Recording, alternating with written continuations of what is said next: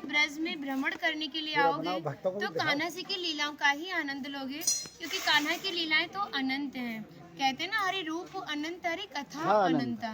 लेकिन जब भी आप भांडीर वन में प्रवेश करोगे, कभी शास्त्रों का अध्ययन करोगे या किसी के मुखार विंद से श्रवण करोगे तो ज्ञात होगा कि भांडीर वन में एकमात्र लीला नहीं है, यहाँ पे हमारी 14 लीलाओं का उल्लेख है। प्रथम लीला श्री जी के विवाह की मानी जाती है, लेकिन सबसे बड़ा ग्रंथ श्रीमद् भागवत जी को माना जाता है। आपने उसका अध्ययन श्रवण किया हो तो राधा रानी का नाम उसमें आता है, नहीं आता?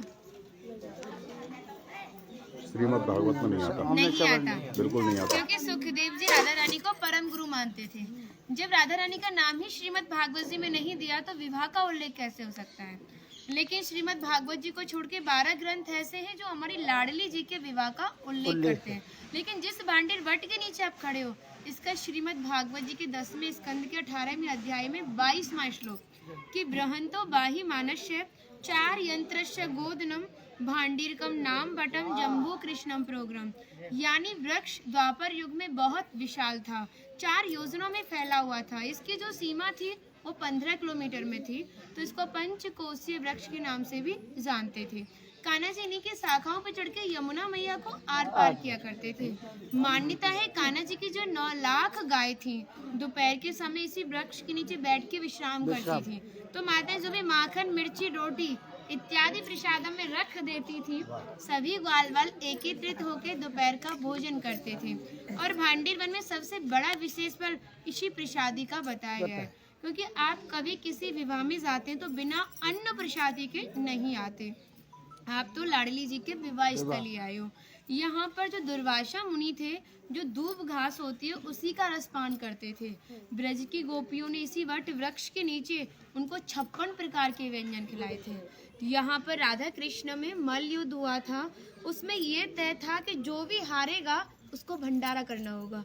तो जब हमारे कान्हा जी हार गए थे तो ग्वाल वालों के साथ मिलके यहाँ पे भंडारा किया, उसी के नाम पर इसका नाम भांडीर वन पड़ा। यहाँ पर ब्राह्मण पत्नियों ने भी कान्हा जी को भोजन प्रसादी खिलाई है, और ठाकुर जी ने ब्रजवासियों से ये टुकड़े मांग के पाए थे, तभी नाम दिया था इसका मधुकरी। मांग के पाना मतलब मधुकरी।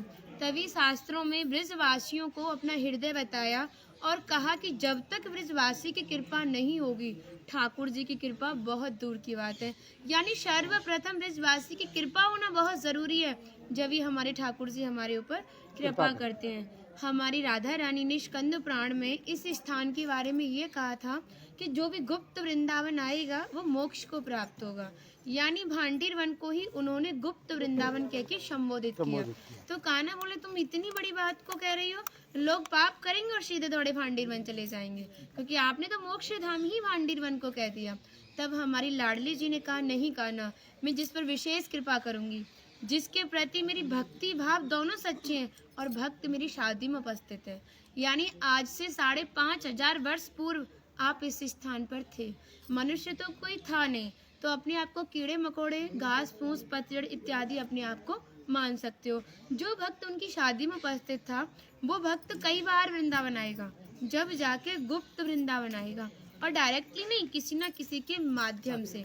इस स्थान तक पहुंचने के लिए माध्यम का होना बहुत जरूरी है, और सारा श्रेय भी माध्यम को जाता है, क्योंकि माध्यम ही हमें ऐसे दिव्य स्थान पर पहुंचाता है। और जो भी भक्त भांडीर वन में प्रवेश करेगा, प्रवेश करने से जो कान्हा ने 14 लीलाएं भांडीर वन के अंदर की हैं, उनके दर्शन मात्र का फल प्राप्त होगा। और जो भी यहाँ की एक किनका प्रसादी पाएगा और एक रात्रि निवास करेगा, वो इस ब्रज गौलोक धाम से वैकुंठ गौलोक धाम को जाएगा, क्योंकि जो हमारे ठाकुर जी ने गौलोक धाम को इस 84 कोस में ही बांटा है।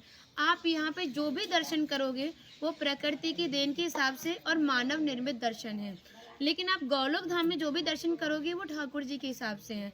जैसे गर्ग संहिता के 6वें अध्याय का नाम है गौलोक खंड, आप उसका अध्ययन करोगे तो भांडीर वट का एक दिव्य वर्णन का अध्ययन करोगे। कहते हैं गौलोक धाम में ब्रजा नदी के किनारे भांडीर वट है, यानी यमुना मैया का नाम ही गौलोक धाम में ब्रजा है।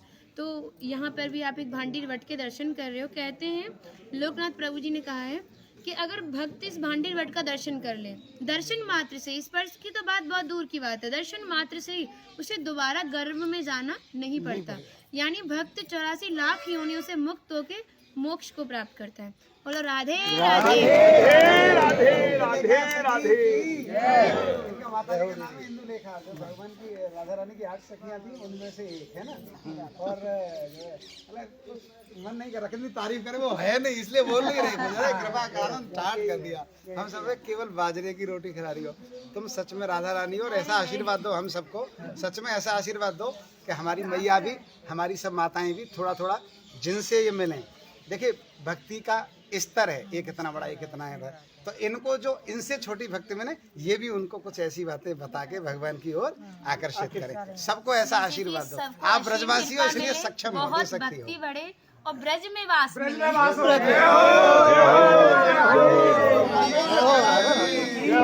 कहने से पहले कह दिया आपने।